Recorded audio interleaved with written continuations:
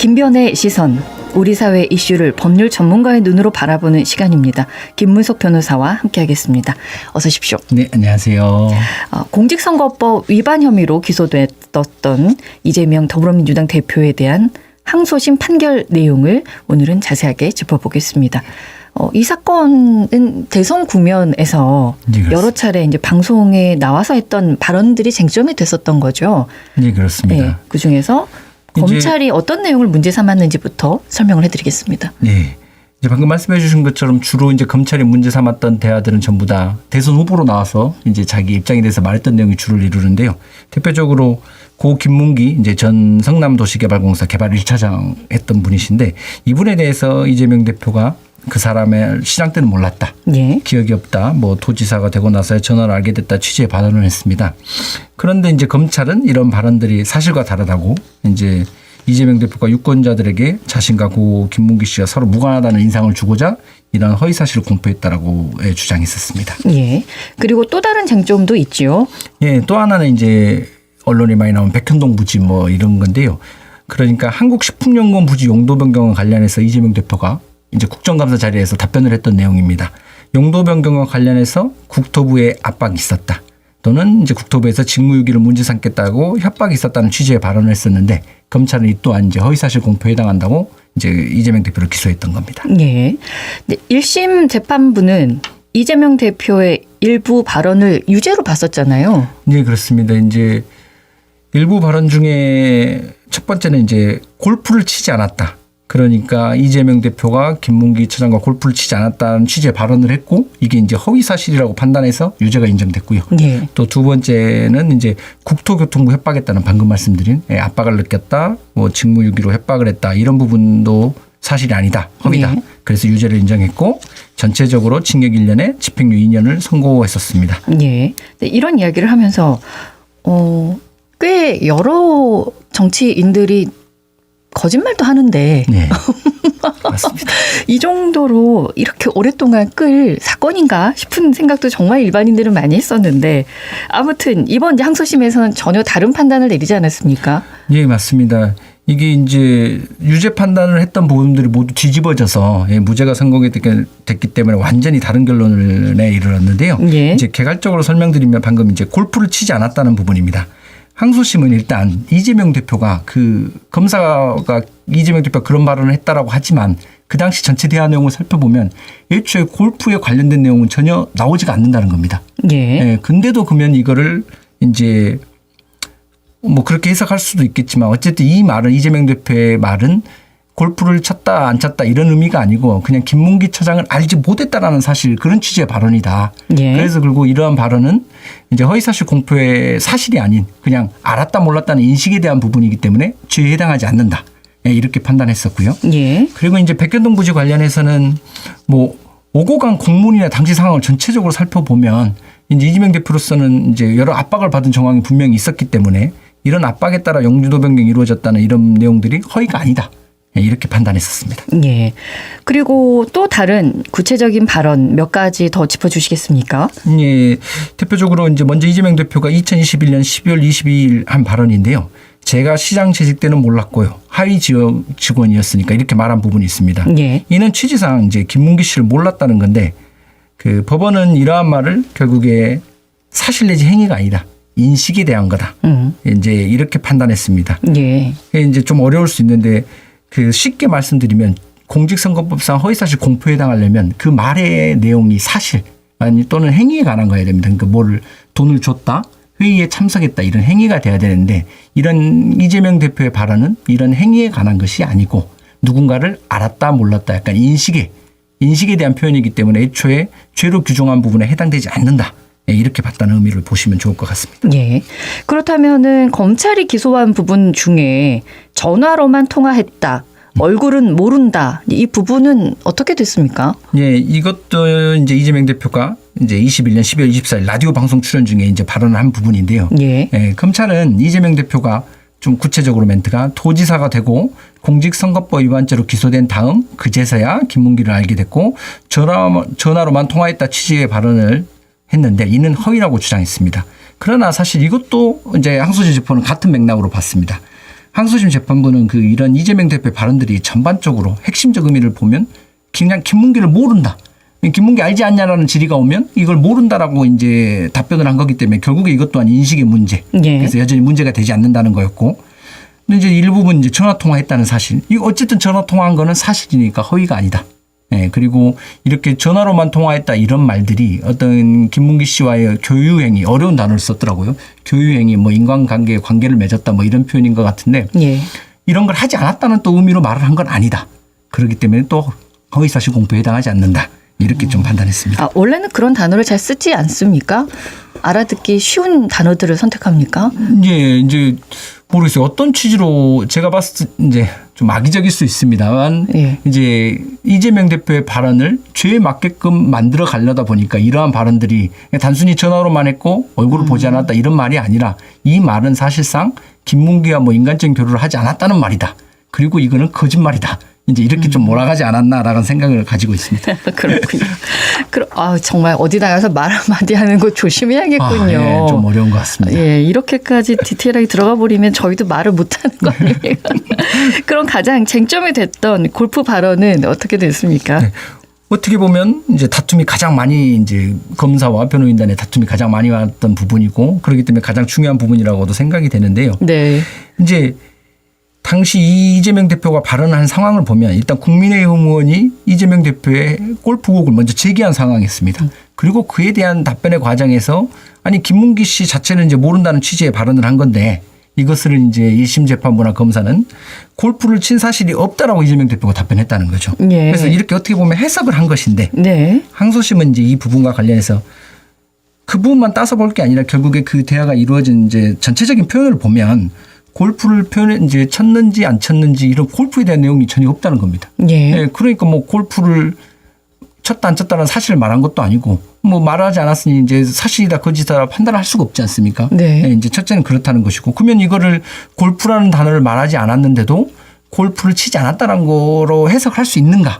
그러면 또 그와 관련해서는 이런 것들은 사후적 추론의 영역인데 쉽사리 위헌을 확장해서는 안 되고 이런 의미를 해석할 때는 일반인 선거인의 관점에서 해석해야 된다. 이렇게 봐서 좀 무죄를 선고했습니다. 예, 거의 국어이군요. 네. 예, 내용이 좀 복잡합니다만, 네. 예, 어떤 것들을 저희가 좀 정리해서 알아보면 되겠습니까? 예, 이게 항소심 판결문을 보면 약 90페이지입니다. 물론 더 긴 사건도 많습니다만. 90페이지. 네. 예. 그리고 이제 변호사님 제가 읽어봐도 그 논란이 복잡해서 좀 이해하기가 어려우실 것 같은데요. 제가 이제 좀 제 나름대로 한번 정리를 다 읽어보셨습니까? 읽어는 봤습니다. 아, 애쓰셨군요. 읽어는 봤는데 네. 도저히 우리 청취자 여러분들이 좀 이해할 수 있게끔 아무리 좀 눌러 담아 보려 해도 이게 한계가 있더라고요. 네. 그래서 제 나름대로 한번 정리를 해보면 결국에 검찰이 문제 삼았던 이재명 대표의 발언들은 그 2021년 12월 22일부터 같은 달 29일까지 총 4회에 걸쳐 이루어진 발언들을 문제 삼았습니다. 네. 당연히 이제 발언들이니까 이제 여러 가지 발언이 섞여 있지 않겠습니까? 예. 근데 이제 이 발언들이 각기 표현은 다르지만 결국에 정리를 해보면 세 가지 방향입니다.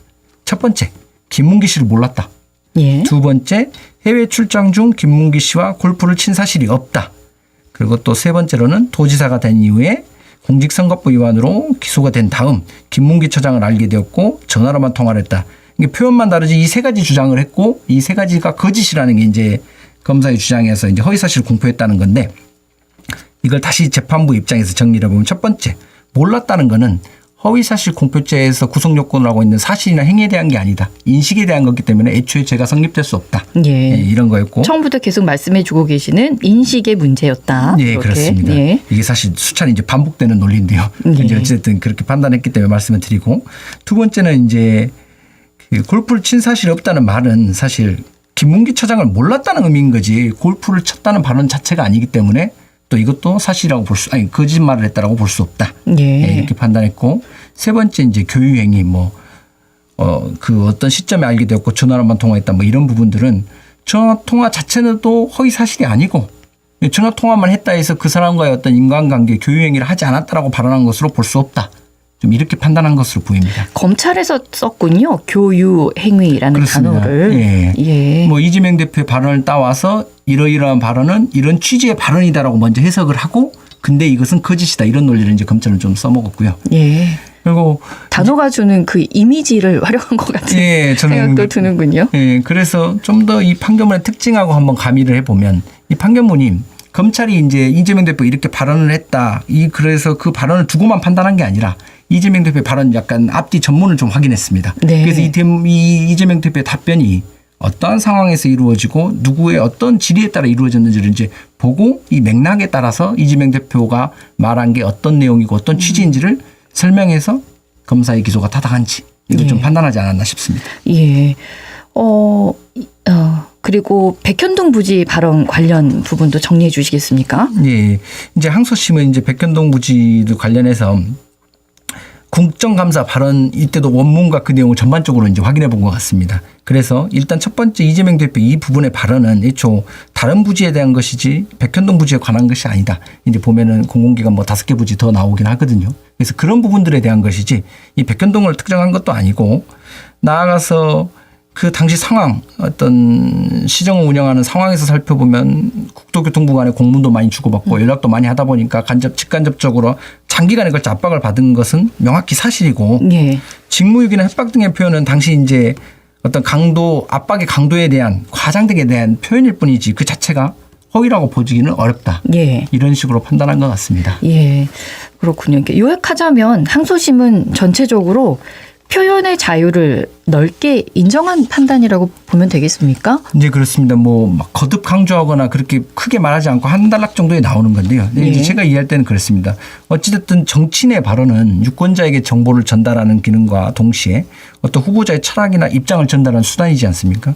그렇기 때문에 이러한 부분에 있어서는 표현의 자유를 최대한 보장해야 된다고 봤던 것 같고 나아가서 형사처벌을 할 때 이제 저희 법률가들은 이제 형사처벌이라는 건 어떤 개인의 자유를 박탈하거나 개인에게 어떤 침입적인 수단을 가하는 거지 않습니까? 예. 그렇기 때문에 그런 것들은 반드시 명백한 상황.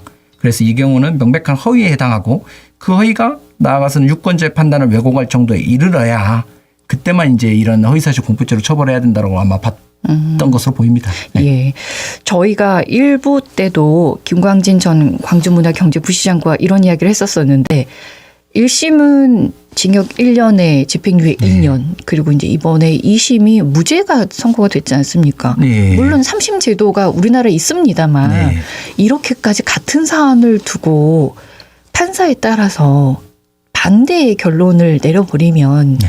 우리 국민의 입장에서는 판사를 잘 만나야 되는 거야? 이런 생각을 할 수밖에 없거든요. 아닙니다. 그게 즉히 이제 저희들조차도 사실 그런 부분에 있어서 불안감을 느끼고 예를 들어서 최근에 윤석열 대통령의 구속 취소 부분이 있었지 않습니까? 네. 물론 이제 저도 이 2심 판결에 이제 사실 개인적으로는 동의하나 이제 혹은 간혹가다 이제 일반인 분들께서는 이렇게 뒤집어지면 또 이것도 이전과 다른 혼란의 느낌을 많이 가질 수 있을 것 같은데요. 일반적인 감정은 2심이 맞고 1심이 과했다라는 그런 내용이거든요. 그러면 또 다행인 것 같은데. 네. 그래서 이제 이런 혼란이 있는 거는 어쨌든 법률가적 관점에서 사법부를 신뢰하는 국민들에 대한 이제 타당한 태도는 아닌 것 같습니다. 뭔가 이제 신뢰할 수 있는 이제 기준이나 이런 것들이 존재해야 되고 앞으로 대법원에서 또 그러한 부분을 좀 세워주면 어떨까 하는 바람을 가져봅니다. 자주 있는 상황은 아니죠. 이렇게. 예, 이거는 너무 좀 극히 드문 것 같습니다. 예, 이제 뭐 추가적인 상황을 가미해서 약간 한다는 거나 이런 건 있지만 이렇게 1, 2심이 전반적으로 다른 경우는 사실 많지 않죠. 그렇군요. 예. 그리고 한 가지 더 여쭤보고 싶은 것은 이렇게 선거법 위반 사건이 당선이 된 사람에게 적용되는 일반적인 사건이라 하더라고요. 예. 이렇게 당선이 안 된 사람에게 이거를 적용시키는 건 검찰이 무리한 수사였다라고 봐도 되는 겁니까? 저 개인적으로는 그렇게 생각하고 있습니다. 방금 말씀하신 부분도 맞고 딱 떨어진 사람한테 잘 하지 않습니다. 그리고 나아가서는 이제 물론 기계적으로 했을 때 이게 허위사실 공표에 해당하는지 이제 따져볼 수는 있겠으나 예. 어찌되었든 이거는 당선을 목적으로 하는 사람들을 대상으로 하는 것이지 이재명 대표의 발언들은 사실 어떤 누가 이제 의혹을 던지 거기에 해명하는 과정이지 않습니까? 질의에 답변하는 과정이란 말입니다. 내가 적극적으로 나는 이런 사람이니까 난 뭐 이런 학력을 가졌다 혹은 이런 경험이 있다 이런 걸 속여서 당선되고자 하는 것까지는 아니었던 걸로 보이거든요. 당선을 위한 발언이 아니었기 때문에. 뭔가 그래서 제가 생각했을 때는 과연 이 공직선거법에 그 해당 조항을 적용하는 취지에 부합하는 것인가 과연 예. 사실 이런 의문을 갖고는 있습니다. 네네. 알겠습니다. 어제 판단 그 결과는 정말 우리 많은 국민들에게 여러 가지 의미를 던져준 판결이어서 변호사님하고 함께 또 짚어봤습니다. 말씀 고맙습니다. 감사합니다. 언제 어디서나 내 손 안의 뉴스. 광주 MBC 뉴스 유튜브 구독으로 함께하세요.